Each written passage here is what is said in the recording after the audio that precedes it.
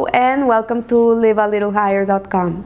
This week we continue learning Pirkei Avot, the ethics of the fathers, with the insights of the Maharal of Prague.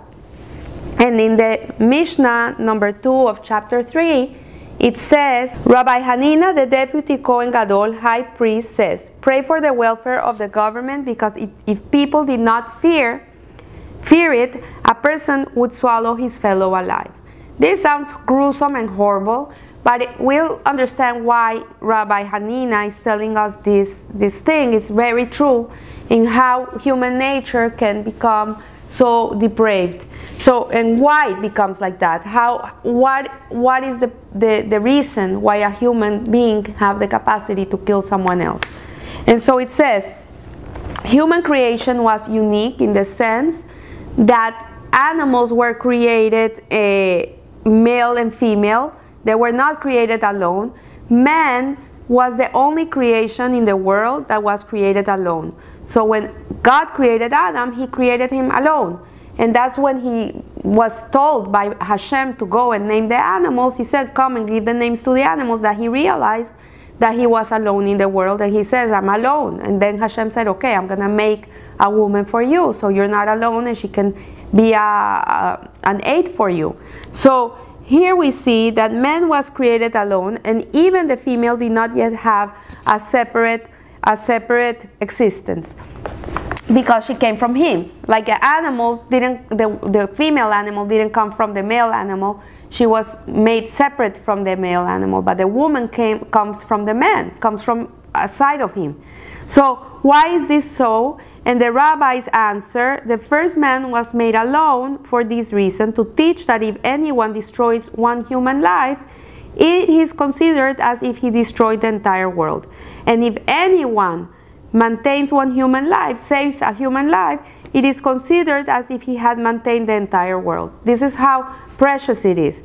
And this tells the greatness of God, and it explains how God created every person unique. Even though he uses the same mold for each one of us, no two people are just the same. Like if you would look, even identical twins have different DNAs, they have different personalities. No two people in the world are exactly the same. But if you look at coins, a mold is used to make 25-cent coins, quarters. You'll see that they're all exact. There's no difference between one and the other. They're all exact. So what we see from here is that Hashem wanted to tell each person that the whole world was created for that specific person. So he says the whole world is created for you. So the reason, if anyone destroys one human life, it is considered as if he destroyed the entire world. And this is the meaning of it, because some people would say, okay, because people would think that he destroyed the entire world because this person is going to have children, and these children are going to have children, and they're going to be a continuation of this person. But this is not what the Mishna is telling us, because there's people who don't have kids.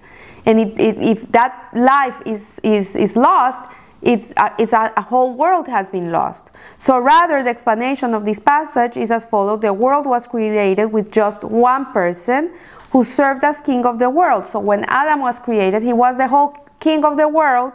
And the role of a king is to unify his subjects into a single community. This is the role of a king, is to take care of all the subjects that are around him and unify them. And indeed, Adam brought together all parts of creation for the sole purpose of serving Hashem. So his whole purpose as king of the world was to serve God and to bring everything together. And since God structured creation to need only a solitary human being, the existence of the entire world is fully justified even for one person. So therefore, if anyone sustains one person, it is as if he had sustained the entire world. And if anyone destroys one person, it is as if he has destroyed the entire world. And then it says, the Mishnah says, because if people did not fear it, and it's talking about the government, a person would swallow his fellow alone. And the laws of nature were established at the time of creation, and since one human being is the king of the world, it is in our nature, it is embedded in our nature that we feel each one of us has this made up thing by Hashem inside of us, that we feel that we're unique and the whole world was created for us. And the rabbi says, God forms everybody in the mold of the first man, yet no two people are identical. And we are like Adam, in that we consider ourselves to be solitary king of the world. So what the Mishna is trying to tell us is that it is inherent in human nature, and it is accurate that each person feels that he is the king of the world.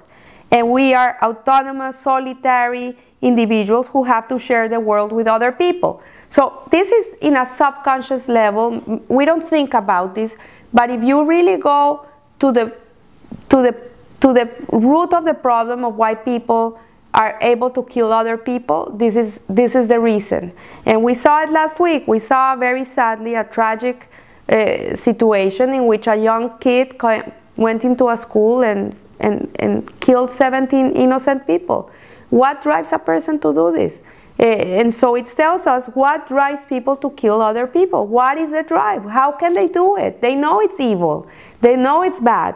So as we said, it is the nature of creation. It is in our nature, in your nature, in my nature, in everybody's nature, that there be only one person as king of the world. And therefore, there is a natural drive to return to the original state of being the only person in the world. So it's something that it's in our subconscious. We don't have it in front of us. It's very, very deep inside.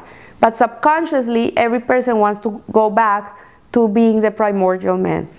And that drive is so strong that a person could devour his neighbor alive until he alone remains. And that's why the Mishna tells us that the role of the government is to bind the people together. It's like a king. The government is like a king, and it's to unify a nation. That's the role of government, is to bring people together, not to make people separate.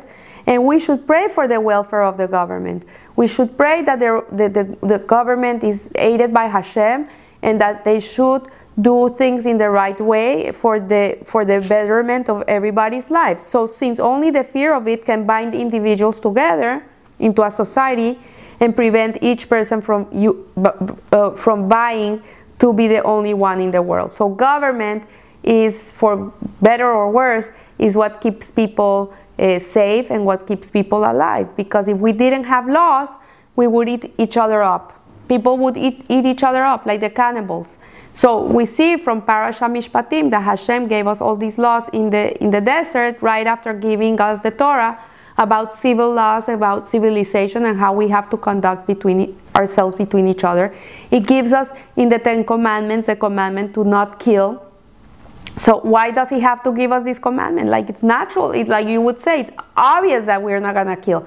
But from this Mishnah we learn that it's the opposite, that in our nature we could all kill. But it is because of the law that we abstain ourselves from doing these horrendous things, because we have Yirat Shamayim, we have a fear.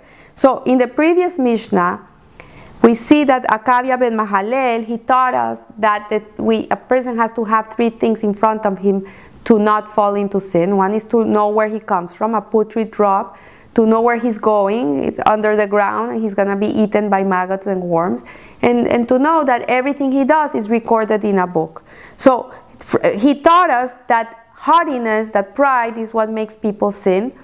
And from here we learn that Rabbi Hanina adjoins that of Rabbi Akavia ben Mahalel, who lived at the same period, in the same time, and he comes a notch higher, showing that human pride is so natural and runs so deep that it can be a motive for murder. So we have to be very careful not to fall, and be very aware of all these Mishnahs, of what they teach us. So in that way, we will live in a way that is higher, and we will be decent human beings to society, and we won't fall into our nature, our drives that are natural inside of us. It's not our fault that we have them, but we have the ability to control them through the guidelines of the Torah. So I leave you here. I wish you a beautiful, blessed week, and remember, live a little higher. Thank you.